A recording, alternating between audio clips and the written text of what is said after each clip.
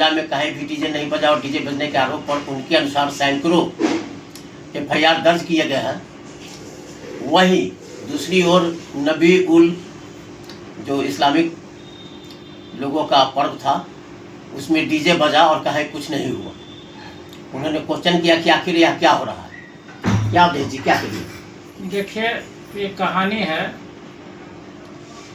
कि और दुबे जी इस बार बहुत बुरी तरह से हार जाएंगे और बीजेपी पूरा कुनबा परेशान है, इसलिए इस तरह के अनर्गल बयान दे रहे हैं। आखिर मूर्ख किसको? अब आप समझ गए होंगे किनको हम मूर्ख हैं। और इनका पूरा कुनबा पूरे देश में सब बौखलाया हुआ है।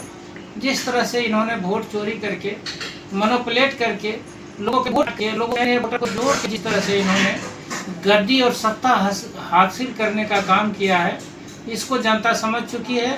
घर घर के लोग, छोटे छोटे बच्चे समझ चुके हैं। अगर वोट चोरी की बात करते तो उसी वोट के तो 6 महीना बाद मई में उनका चुनाव हुआ और दिसंबर में राज्य में चुनाव हुआ। आपकी सरकार भी तो बनी उसी वोट से, उस वोट में तो बदलाव नहीं हुआ। देखिए होता क्या है बताते हैं। वोट चोरी ये 20% करते हैं, लेकिन जनता इतना ज़्यादा वोट दे दिए हमको, इतना ज़्यादा इंडिया गठबंधन को वोट दे दिए झारखंड में कि उनका 20% भी कम पड़ गया और इसके लिए हम लोग सत्ता हासिल किए। अगर 20% से कम फ्लैक्चुएट वोट होता तो फिर हम लोग चुनाव यहाँ हार जाते। क्या ये आरोप सही नहीं है कि गणेश सब में कहीं भी डीजे नहीं बजा? उनके अनुसार उनका देखिए, ये कानून केंद्र सरकार का बनाया हुआ है कि 10 बजे रात के बाद कोई भी डीजे नहीं बजा सकता है, चाहे वो हिंदू हो, मुस्लिम हो, सिख हो, ईसाई हो, कुछ नहीं। ये सिर्फ ध्रुवीकरण करने के लिए इस तरह का अनर्गल बयानबाजी बीजेपी के लोग करते रहते हैं और यह ध्रुवीकरण नहीं होगा। देश की जनता समझ चुकी है।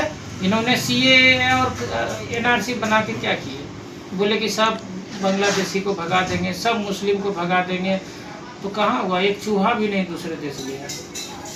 तो ये सिर्फ लोगों को बरगलाने का काम करते हैं।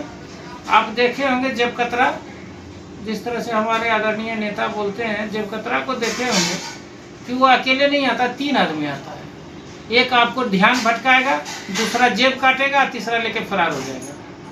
तो मोदी जी का काम है देश के लोगों को ध्यान भटकाना, हिंदू, मुस्लिम, सिख, ईसाई, भारत, पाकिस्तान, मतलब आपका कहना है कि मोदी जी और अमित शाह जेब काट के फटाक से दे देते हैं अडानी और अंबानी जी के जेब में पैसा।